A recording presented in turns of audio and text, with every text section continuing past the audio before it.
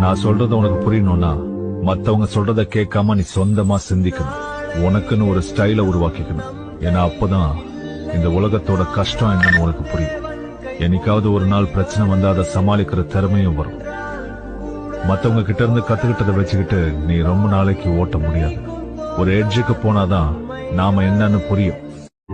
நான் சொல்றது உனக்கு புரியணும்னா மத்தவங்க சொல்றத கேட்காம நீ சொந்தமா சிந்திக்கணும். உனக்குன்னு ஒரு ஸ்டைல உருவாக்கிக்கணும். ஏன்னா அப்பதான் இந்த உலகத்தோட கஷ்டம் என்னன்னு உனக்கு புரியும்.